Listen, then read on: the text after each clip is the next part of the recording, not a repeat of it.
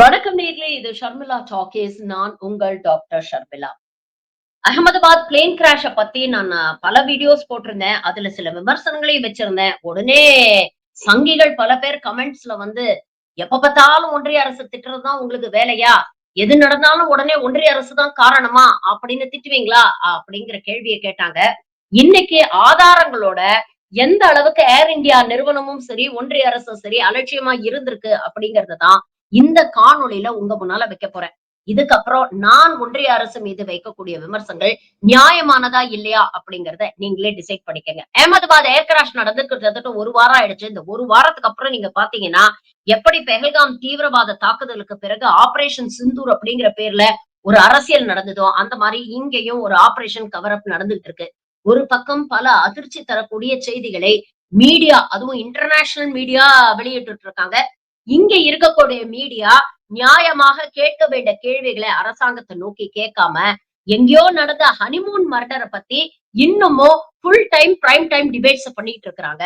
அந்த கள்ளக்காதல்ல என்னெல்லாம் நடந்தது அப்படிங்கறத பத்தி தான் தீவிரமா பேசிட்டு இருக்காங்க தவிர, இங்க கிட்டத்தட்ட 275 உயிர் போயிருக்கே. இதுக்கு யாரு ரெஸ்பான்சிபிள்? அவங்களெல்லாம் கேள்வி கேட்கணும் அப்படிங்கிற ஐடியா கொஞ்சம் கூட கோதி மீடியாவுக்கு இல்ல. ஆனா இந்த கேள்விகளை நாம கேட்போம். முதல்ல இன்டர்நேஷனல் மீடியாலயும் இங்க இருக்கக்கூடிய சில பத்திரிகைகளையும் வந்திருக்கிற ஆர்டிகல்ஸ வந்து நாம பார்ப்போம். இது மிகவும் கவலை தரக்கூடிய, மிகவும் அதிர்ச்சி அளிக்கக்கூடிய தகவல்களை வெளியிட்டிருக்கிறாங்க. ஒரு பக்கம் ஏர் இந்தியாவுடைய சிஇஓ வந்து பொய் சொல்றாருன்னா, இன்னொரு பக்கம் அரசாங்கம் சார்பில டிஜிசிஏவும் முழு உண்மைகளை மறைக்கிறது அப்படிங்கறத நம்ம பார்க்க முடியுது. ஏர் இந்தியா சிஇஓ 2 மாசம் முன்னால கொடுத்த ஒரு ஆர்டிகல்ங்க. இது மார்ச் 18th 2025ல ராய்ட்டர்ஸ் அப்படிங்கிற அந்த பத்திரிகையில வெளிவந்திருக்கு. Air India CEO wants aircraft shortages to last for at least another 4 years. அவர் என்ன சொல்றாருன்னா, ஏர்கிராஃப்ட்ல நிறைய ஷார்டேஜ் இருக்கு. புரொடக்ஷன்ல நிறைய லேக் இருக்கிறதுனால புது ஏர்கிராஃப்ட்ஸ் இல்ல. அதனால பழைய ஏர்கிராஃப்ட்ஸ் வச்சுதான் நம்ம ஒப்பேத்த வேண்டியிருக்கு. இந்த பழைய ஏர்கிராஃப்ட்ஸ்ல வயது ஆக ஆக அதுல ஏகப்பட்ட ப்ராப்ளம்ஸ் வருது.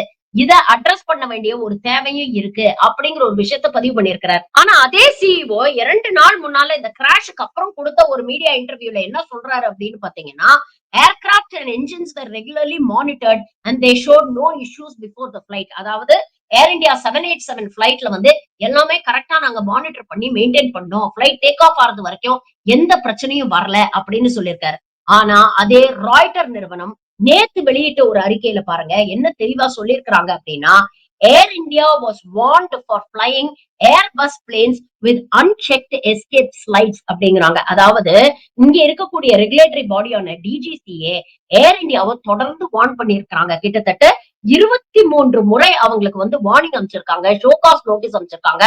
சில நேரங்கள் அவங்க ஃபைன் கூட போட்டிருக்காங்க. எதற்காக அப்படின்னு பாத்தீங்கன்னா, ஏர்கிராப்ட சரியான நேரத்துல மெயின்டைன் பண்ண தவறிட்டாங்க. சரியான நேரத்துல சர்வீஸ் பண்ண தவறிட்டாங்க.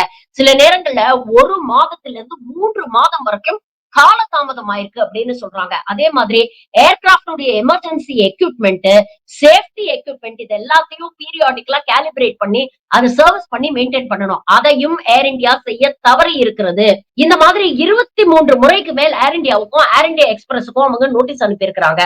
அதுல அவங்க எழுதியிருக்காங்க அந்த ஆர்டிகல்ல, நான் படிக்கிறேன் கேளுங்க. India's aviation regulator has warned Air India for breaching safety rules after 3 of its Airbus planes flew despite being overdue checks on emergency equipment and for being slow to address the issue. Government documents prove this அப்படின்னு போட்டிருக்கான். இதே ரிப்போர்ட்ல அவங்க என்ன சொல்லியிருக்காங்கன்னா, directorate general of civil aviation அதாவது DGCA said spot checks in May on 3 of the Air India Airbus planes found that they were operated despite mandatory inspections being overdue on the critical emergency equipment of escape slides. அதாவது பிளைட்ல ஏதாவது emergency வரும்பொழுது அப்ப use பண்ணக்கூடிய எக்யூப்மெண்ட்ட போதுமான அளவுக்கு போதுமான நேரத்துல இவங்க சர்வீஸ் பண்ணல அப்படிங்கிற விஷயத்த டிஜிசிஏ சுட்டி காட்டி இருக்கிறது. இதற்கு நியாயமான நடவடிக்கை டிஜிசிஏ எடுத்திருக்கணும்னா ஏர் இந்தியாவுடைய பிளைட் வர்தினஸ் சர்டிபிகேட் அவங்க கேன்சல் பண்ணி இருந்திருக்கணும். ஆனா வெறும் வார்னிங்கும் ஷோகாஸ் நோட்டீஸும் கொடுத்து ஃபைனை போட்டு இவங்களை அவ்வளவு ஈஸியா வந்து இவங்க விட்டுருக்காங்க அப்படிங்கறதான் நம்ம பார்க்கணும். அப்போ எந்த அளவுக்கு ஏர் இந்தியா தரப்புலயும் சரி, அரசாங்கம் தரப்புலயும் சரி எந்த அளவுக்கு அலட்சியமா இருந்திருக்கிறாங்க அப்படிங்கறத பாருங்க. இது மட்டும் இல்லங்க, பல நேரங்கள்ல ஏர் இந்தியாவுக்கு டிஜிசிஏ ஃபைன் போட்டிருக்கு. எந்த அளவுக்கு கிராஸ் வயலேஷன்ஸ் அப்படின்னா பாருங்க. மும்பை ரியாத் பிளைட்ல அன்ட்ரெயின்டு பைலட்ஸ வச்சு இவங்க பிளைட் ஆபரேட் பண்ணாங்கன்னு இவங்களுக்கு 90 லட்சம் ரூபாய் ஃபைன் போட்டிருக்காங்க. ஒருவேளை அன்ட்ரெயின் பைலட்ஸ் மேன் பண்ண அந்த ஏர்கிராப்டுக்கு ஏதாவது நடந்து எவ்வளவு உயிர்கள் பலியா இருந்ததுன்னா அதை இவங்களால காம்பன்சேட் பண்ண முடியுமா? அப்ப இது போன்ற சீரியஸ் வயலேஷன்ஸ்க்கு வெறும் ஃபைன மட்டும் போட்டு ஏர் இந்தியாவை கழட்டி விடுறதுல என்ன நியாயம் இருக்கு? இவர்கள் மீது நடவடிக்கை எடுத்திருக்க வேண்டாமா டிஜிசிஏ? இது போன்ற கேள்விகளை நாம கேட்டா நாம சங்கி, நாம ஆன்டி இந்தியன் அப்படின்னு நம்மளே விமர்சனம் பண்றாங்க. இது மட்டும் இல்ல, இரண்டாவதாக ப்ளூம்பர்க் அப்படிங்கிற நிறுவனம் ஒரு ஆர்டிகல் ரிலீஸ் பண்ணிருக்காங்க. அதுல ரொம்ப தெளிவா என்ன சொல்றாங்கன்னா, இந்த மாதிரி கிராஷஸ் நடக்கும் பொழுது இந்திய அரசாங்கம் தரப்புல இருந்து சரியான இன்ஃபர்மேஷன் எதையுமே வெளியிட மாட்டேங்கிறாங்க. There is a vacuum of information. இதனால பயணிகளும் ஏகப்பட்ட அவதிக்கு உள்ளாராங்க. மீடியாவுக்கும் தகவல் வந்து சேர மாட்டேங்குது அப்படின்னு சொல்றாங்க. இத மற்ற நாடுகளோட அவங்க கம்பேர் பண்ணியும் பாக்குறாங்க. உதாரணத்துக்கு சவுத் கொரியால நடந்த ஏர் கிராஷும் சரி, இல்ல யூஎஸ்ல நடந்த ஏர் கிராஷ் போதும் சரி பாத்தீங்கன்னா, ரெகுலரா மல்டிபிள் டெய்லி அப்டேட்ஸ் வந்து மீடியாவுக்கு கொடுத்துட்டு இருக்காங்க. தினமும் பிரஸ் மீட் ஹோல்ட் பண்ணி மீடியாவையும் அட்ரஸ் பண்ணாங்க. மீடியா கேட்கிற கேள்விக்கும் அரசாங்கம் பதில் சொல்லிச்சு. அதே மாதிரி பேசஞ்சர்ஸ் உடைய ரிலேட்டிவ்ஸ் கேட்கக்கூடிய கேள்விகளுக்கும் வந்து அவங்களுக்கு ரெகுலரா அப்டேட் கொடுத்துட்டு இருந்தாங்க. ரொம்ப தெளிவாக மல்டிபிள் அப்டேட்ஸ் மூலமா அரசாங்கம் வந்து அதுல பாதிக்கப்பட்ட பயணிகளையும் சரி, மீடியாவிலையும் சரி கரெக்டான இன்ஃபர்மேஷனை மக்கள் கிட்ட கொண்டு போய் சேர்க்கணும். அதே மாதிரி போலி செய்திகளை உடனுக்குடன் வந்து அவங்க எக்ஸ்போஸ் பண்ணி தவறான செய்திகள் மீடியால வராம பாத்துக்கிட்டாங்க. ஆனா இங்க என்ன கதை நடக்குது அப்படின்னு பாத்தீங்கன்னா, பிளைட் கிராஷ் ஆகி 1 வாரம் ஆயிடுச்சுங்க. இந்த 1 வாரத்துல இன்னும் ஆக்சுவல் டெத் டோல் என்ன அப்படிங்கறத டாடா நிறுவனம் தரப்புல இருந்தும் வெளியிடல. அரசாங்க தரப்புல இருந்தும் அதிகாரப்பூர்வ அறிக்கை இது வரைக்கும் வரல. கிட்டத்தட்ட 275 பேருக்கு மேல இறந்து போயிட்டாங்க அப்படின்னு சொல்றாங்க. இதுல பிளைட்ல மட்டும் இருக்கக்கூடிய கன்ஃபர்ம்டு டெத்ஸ் பாத்தீங்கன்னா 241. ஆனா இந்த பிளைட் விழுந்த இடத்துல எத்தனை பேர் புழங்கிட்டு இருந்தாங்க, அதுல எத்தனை பேர் உயிர் இழந்திருக்காங்கிற அதிகாரப்பூர்வ தகவலை இந்த நிமிஷம் வரைக்கும் 1 வாரம் ஆயிடுச்சு அரசாங்கம் வெளியிடவில்லை. அது மட்டும் இல்ல, அரசாங்கம் தரப்புல இருந்து ஒரே ஒரு பிரஸ் மீட் மட்டும் தான் நடத்துனாங்க. அந்த பிரஸ் மீட்ல கூட மீடியாவை கேள்வி கேட்க இவங்க அலோ பண்ணல. பயணிகள் கிட்ட இருக்கக்கூடிய முக்கியமான கம்ப்ளைண்ட் என்ன அப்படின்னு பாத்தீங்கன்னா, எந்த விதமான அப்டேட்டையும் தெளிவாக இந்த அரசாங்கம் கொடுக்க மாட்டேங்குது. டிஎன்ஏ டெஸ்ட் நடக்குதுன்னு எங்களை அலக்கழிக்கிறாங்களே தவிர எந்த விதமான தெளிவான தகவல்களையும் அரசாங்கம் எங்களுக்கு கொடுக்க மறுக்குது அப்படிங்கிறது ஒரு பக்கம். இன்னொரு பக்கம் மீடியா எந்த அளவுக்கு இரஸ்பான்சிபிளா இருக்கு அப்படிங்கிறதுக்கு ஒரே ஒரு உதாரணம் சொல்றேன். இந்த பிளைட் கிராஷ்ல கிட்டத்தட்ட 241 பேர் செத்து போயிருக்காங்க. கிரவுண்ட்ல எத்தனை பேர் இறந்து போனாங்கன்னு தெரியல. அவங்களுடைய ஃபேமிலிஸ் எல்லாம் இறந்தவங்களுடைய பாடி கிடைக்குமா இல்லையா அப்படிங்கிற ஒரு வேதனையில இருக்காங்க. அப்ப கூட இந்த சங்கிகள் என்ன தெரியுமா பண்றாங்க? இவ்ளோ பெரிய கிராஷ்ல கூட பாருங்க, பகவத்கீதை எரியாம அப்படியே பிரிசர்வ் பண்ணிருக்கு அப்படின்னு இவங்களுடைய மத ப்ரமோஷன்ல தான் ஈடுபட்டு இருக்காங்க. இதுல என்ன தெரியுது? அரசாங்கம் பாதிக்கப்பட்டவர்களுடைய எமோஷன்ஸ்க்கு எந்த அளவுக்கு முக்கியத்துவம் கொடுக்கறாங்க, எந்த அளவுக்கு இன்சென்சிட்டிவாக ஏர் இந்தியா நிறுவனமும் சரி, டிஜிசிஏவும் சிவில் ஏவியேஷன் மினிஸ்ட்ரியும் செயல்படுது அப்படிங்கிறதுக்கு இந்த ஒரு உதாரணம் போரும். அதே மாதிரி டைம்ஸ் ஆஃப் இந்தியால பாத்தீங்கன்னா நேத்து ஒரு முக்கியமான செய்தி வந்திருக்கு. அதாவது பிளைட் உடைய அட்டெண்டர்ஸ் அவங்க வந்து நேரடியாக பிரதமர் நரேந்திர மோடிக்கு கடிதம் எழுதியிருக்கிறாங்க. அதாவது தொடர்ந்து ஏர் இந்தியா ஸ்டாஃபர்ஸ் என்ன சொல்றாங்கன்னா, இந்த போயிங் 787 ட்ரீம் லைனர் பிளைட்ல டோர்ல ஏற்கனவே ப்ராப்ளம் இருந்தது அப்படிங்கறத 2024ஆம் வருடம்ல இருந்து தொடர்ந்து நாங்க சொல்லிக்கிட்டு இருக்கோம். இதுல நிறைய பிளாஸ் இருக்கு. இத சரியா மெயின்டைன் பண்ணல அப்படிங்கறத தொடர்ந்து நாங்க சொல்லிக்கிட்டு இருக்கோம். ஆனா ஏர் இந்தியா நிறுவனம் அவங்கள மிரட்டி உங்களோட ஸ்டேட்மெண்ட்ஸ நீங்க வாபஸ் வாங்குங்க, இல்லைன்னா உங்களை வேலையை விட்டு தூக்கிடுவோம் அப்படின்னு மிரட்டுறாங்கன்னு நேரடியா பிரதமர் நரேந்திர மோடிக்கு அவங்க கடிதம் எழுதியிருக்கிறாங்க அப்படிங்கிற ஒரு செய்தி இன்னைக்கு டைம்ஸ் ஆஃப் இந்தியால வெளிவந்திருக்குது. ஆனா இன்னொரு பக்கம் ஏர் இந்தியாவுடைய சிஇஓ நேத்து வெளியிட்ட செய்தியில என்ன சொல்றாரு? ட்ரீம் லைனர்ல எல்லாம் பக்காவா தான் நாங்க மெயின்டைன் பண்ணிட்டு இருக்கோம் அப்படின்னு சொல்றாரு. இன்னைக்கு ஏர் இந்தியால பல பிளைட்ஸ கேன்சல் பண்ணிருக்காங்க. கிட்டத்தட்ட 6க்கும் மேற்பட்ட பிளைட்ஸ வந்து 3 நாள்ல வந்து கேன்சல் பண்றாங்க. இது மட்டும் இல்லாம அவங்களுடைய இன்டர்நேஷனல் ரூட்ல கிட்டத்தட்ட 16க்கும் மேற்பட்ட பிளைட்ஸ வந்து அவங்க கேன்சல் பண்ணிருக்காங்க, ஸ்டால் பண்ணிருக்காங்க.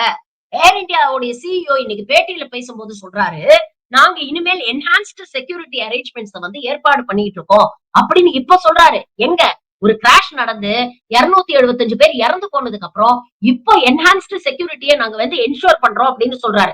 இத நியாயமா கிராஷ் நடக்கிறதுக்கு முன்னால நீங்க என்ஷூர் பண்ணிருக்கணும். உங்களுக்கு வருமானம் வரணும், உங்களுக்கு ப்ராஃபிட் வரணும் அப்படிங்கறதுக்காக சரியா மெயின்டைன் பண்ணாத விமானங்களை பல ரூட்ல பறக்க விட்டு பல பேரோட லைஃப வந்து வச்சு நீங்க கேம்பிள் பண்ணிருக்கீங்க அப்படிங்கிற விஷயங்கள் இப்பதானே வெளியில வருது. நேத்து கூட பாருங்க, பிளாக் பாக்ஸ ரிகவர் பண்ணிருக்காங்க. அதுல இருக்கக்கூடிய இன்ஃபர்மேஷன் என்னன்னு தெரிஞ்சுக்கிறதுக்கு அந்த பிளாக் பாக்ஸ அமெரிக்காவுக்கு அனுப்பியிருக்காங்க. கேள்வி கேட்டா என்ன சொல்றாங்கன்னா, ரொம்ப ஹீட்ல டேமேஜ் ஆயிருக்கு. அதனால இந்த பிளாக் பாக்ஸ்ல இருக்கக்கூடிய அந்த இன்ஃபர்மேஷனை ரீட் பண்றதுக்கான ஃபெசிலிட்டிஸ் இந்தியாவுல இல்ல. அதனால இத அமெரிக்காக்கு அனுப்பியிருக்கோம் அப்படின்னு சொல்றாங்க. போயிங் கம்பெனி அமெரிக்காவை சார்ந்த கம்பெனி. இப்ப நீங்க அமெரிக்கா லேபுக்கு இந்த பிளாக் பாக்ஸ் அனுப்புறீங்கன்னா, அதில் இருக்கக்கூடிய உண்மையான தகவல்கள் போயிங் கம்பெனிக்கு எதிராவோ இல்ல ஏர் இந்தியாவுக்கு எதிராவோ இருந்ததுன்னா, அந்த உண்மையான தகவல்கள் வெளியில வருமா இல்லையா? அப்படிங்கிற கேள்வி இருக்குல்ல. உண்மையான தகவல்கள் வெளியில வரும் அப்படின்னு எந்த உறுதியில நாம நம்புறது? ஏன்னா பல முறைகள் பார்த்திருக்கோம். இந்த அரசாங்கம் இது போன்ற ஏதாவது சம்பவங்கள் நடக்கும் பொழுது அவங்களுடைய ரெப்புடேஷனை காப்பாத்துறதுக்காக உண்மையை மறைக்கும் பழக்கத்தை தொடர்ந்து பின்பற்றி வராங்க அப்படிங்கிறது நமக்கு தெரியும். இன்னைக்கு எப்படி ஆயிடுச்சு நிலைமைன்னு பாருங்க. ரோட்ல போனோம்னா பாலம் இடிஞ்சு விழுது, ரோடுல குழி விழுது. நேத்து மகாராஷ்டிரா இந்த மாதிரிதான் 2 பக்கமும் புதுசா போட்ட ரோடு 2 பக்கமும் அப்படியே சரிஞ்சு வண்டி எல்லாம் உள்ள போயிருக்கு. இத்தனைக்கும் புதுசா போட்ட ஹைவே. இன்ஃப்ராஸ்ட்ரக்சர்ங்கிற பேர்ல கோடிக்கணக்குல பணத்தை சுட்டுறாங்களே தவிர மக்களுக்கு பாதுகாப்பா பயணம் பண்ணக்கூடிய சாலைகளை ஏற்படுத்தி கொடுக்கணும்னு இவங்களுக்கு தெரியல. இன்னைக்கு ரோட்ல போனா பிரச்சனை. ட்ரெயின்ல போறதுக்கு பயமா இருக்கு. எப்போ எங்க எந்த ட்ரெயின்ல எப்படி ஆக்சிடென்ட் ஆகும்னு தெரியல. டிக்கெட் கிடைக்க மாட்டேங்குது. டிக்கெட் வாங்கிட்டு போய் உட்கார்ந்தாலும் டிக்கெட்டே வாங்காம பயணம் பண்ணக்கூடியவர்களோட தொல்லை இன்னைக்கு அதிகமாகி இருக்கு. சரி, பிளைட் தான் the safest, easiest and fastest mode of travel அப்படின்னு நினைச்சா இன்னைக்கு பிளைட்லயும் ஏகப்பட்ட பிரச்சனைகள். வெளிநாட்டுக்கு போனோம்னா நம்ம இன்டர்நேஷனல் ஏர்லைன்ஸை நம்பி போலாம். அங்கேயும் ஒரு நம்பிக்கை தான். அவங்க ஒழுங்கா மெயின்டைன் பண்ணுவாங்க. இந்தியாவோட பெட்டரா மெயின்டைன் பண்ணுவாங்க அப்படிங்கிற ஒரு நம்பிக்கையில அந்த பிளேன்ல நாம ஏறுறோம். ஆனா இந்தியாக்குள்ள டிராவல் பண்றதுக்கு நமக்கு வேற வழியே இல்லையே. இன்னைக்கு ஏர் இந்தியா, இண்டிகோன்னு 2 ஏர்லைன்ஸ் வச்சுதானே ஓட்டிட்டு இருக்காங்க. இவங்க 2 பேருக்குள்ளதானே யார் மொனோபலைஸ் பண்றது அப்படிங்கிற போட்டி நடந்துட்டு இருக்கு. இந்த 2 நிறுவனங்களும் அவங்களுடைய ப்ராஃபிட் மேல தான் கவனமா இருக்கிறாங்களே தவிர பேசஞ்சருடைய சேஃப்டி, பேசஞ்சருடைய கம்ஃபர்ட், பேசஞ்சருடைய செக்யூரிட்டி பத்தி அவங்க கவலையே படுறது இல்ல. பேசஞ்சர்ஸ முதல்ல இந்த ஏர்லைன் ஸ்டாஃபும் க்ரூவும் மதிக்கிறதே இல்லைங்க. ஏதோ அவங்க தயவுல நம்ம பயணம் பண்றதா நினைச்சிட்டு இருக்காங்க.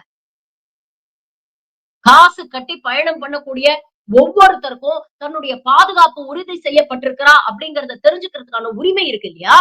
இன்னைக்கு ஏர் இந்தியால வேலை செய்யக்கூடிய ஊழியர்கள் கேள்வி கேட்க ஆரம்பிச்சுட்டாங்க. இந்த மாதிரி சேஃப்டி ப்ரிகாஷன்ஸ் சர்வீசிங் எல்லாம் ரெகுலரா பண்ண மாட்டேங்கிறீங்க அப்படிங்கிற கேள்விகளை இன்னைக்கு மீடியால எழுப்ப ஆரம்பிச்சுட்டாங்க. பல ஏர் இந்தியாவை சேர்ந்த பைலட்ஸ் பிளைட்டை இயக்க மாட்டோம் அப்படின்னு சொல்லியிருக்கிறாங்க. இந்த சேஃப்டி விஷயங்களை நீங்க என்ஷூர் பண்ணலன்னா பிளைட்டை நாங்க ஓட்ட மாட்டோம் அப்படின்னு போராட்டம் பண்ணிட்டு இருக்காங்க. நாம என்னைக்கு அரசாங்கத்தை நோக்கி கேள்வி கேட்க போறோம்? பயணம் பண்ணக்கூடிய நம்மளுடைய பாதுகாப்பு, நம்மளுடைய உயிர் நமக்கு முக்கியம்னா நாம கேள்வி கேட்கணும். முக்கியமான கேள்விகளை கேட்கணும். இந்த அரசாங்கத்தை நோக்கி கேள்வியை கேட்கணும். இவ்வளவு வயலேஷன்ஸ் செஞ்ச ஏர் இந்தியா மேல நீங்க என்ன நடவடிக்கை எடுக்க போறீங்க அப்படிங்கிற கேள்வியை கேட்கணும். இன்னைக்கு என்டையர் ஏவியேஷன் இண்டஸ்ட்ரி ஏர் இந்தியா கிட்டயும் இண்டிகோ கிட்டயும் மாட்டிக்கிட்டு ஒரு டுவோபோலி நடந்துகிட்டு இருக்கு. இதனால பாதிக்கப்படக்கூடிய அந்த பேசஞ்சர்ஸ்க்கு என்ன பதில் சொல்ல போறீங்க? மாறி மாறி இவங்க 2 பேரும் சேர்ந்து பிளைட்டோடைய சார்ஜஸ் ஏத்திட்டாங்க. பயணம் பண்ணக்கூடிய செலவு அதிகமாயிடுச்சு. ஆனா அதற்கு ஏத்த கம்ஃபர்ட்டோ செக்யூரிட்டியோ பேசஞ்சர்ஸ்க்கு கொடுக்க மாட்டேங்கிறாங்களே, அதை என்ஷூர் பண்ண என்ன பண்ண போறீங்க அப்படின்னு அரசாங்கத்திட்ட கேள்வி கேட்கணும். இந்த ஏர் இந்தியாவுடைய சேஃப்டியை என்ஷூர் பண்ணக்கூடிய ஏஐஇஎஸ்எல், ஏர் இந்தியா இன்ஜினியரிங் சர்வீஸ் லிமிடெட் மற்றும் டிஜிசிஏ இன்னும் சிவில் ஏவியேஷன் மினிஸ்ட்ரிக்கு கீழே தானே இயங்கிக்கிட்டு இருக்கு. அப்ப இதெல்லாம் கண்டும் காணாம கடந்து போன டிஜிசிஏ ஆபீஷியல்ஸ் மேலயோ இல்ல ஏஐஇஎஸ்எல் அபிஷியல்ஸ் மேலயோ இந்த அரசாங்கம் என்னைக்கு நடவடிக்கை எடுக்க போகுது அப்படிங்கிற கேள்வியை கேட்கணும். இது போன்ற ஒரு கிராஷ் இவ்வளவு பேரோட அலட்சியத்துல நடந்திருக்கே, இதற்கு யார் ரெஸ்பான்சிபிள், யார் அக்கௌண்டபிள், அவங்க மேல என்ன நடவடிக்கை எடுக்க போறீங்க அப்படிங்கிற கேள்வியை அரசாங்கத்துக்கிட்ட கேட்கணும். முக்கியமா ஏவியேஷன் சம்பந்தப்பட்ட இது போன்ற முக்கியமான ஆர்கனைசேஷன்ஸ்ல இன்னும் வேலைக்கு ஆள் சேர்க்காம 50% கெப்பாசிட்டியில ஆபரேட் பண்ணிட்டு இருக்கீங்களே, இது எந்த விதத்துல நியாயம் அப்படின்னு இந்த அரசாங்கத்தை கேள்வி கேட்கணும். எப்போ இந்த வேலை இடங்களை நிரப்ப போறீங்க அப்படிங்கிற கேள்வியை கேட்கணும். இந்த கேள்வி எல்லாம் நாம கேட்டாதான் நமக்கு நியாயம் கிடைக்கும். அதை விட்டுட்டு இதெல்லாம் மத்தவங்க கேட்பாங்க, நமக்கு என்ன அப்படின்னு உட்கார்ந்துட்டு இருந்தோம்னா இது போன்ற ஆக்சிடென்ட்ஸ் தொடர்ந்து நடக்கும். அப்படி நடக்கும்போது உயிர் போச்சுன்னா அவன் காரணம், இவன் காரணம்னு மத்தவங்களை காரணம் காட்ட முடியாது. இதுக்கு ஒரு விதத்துல நாமளும் காரணமாயிடும்.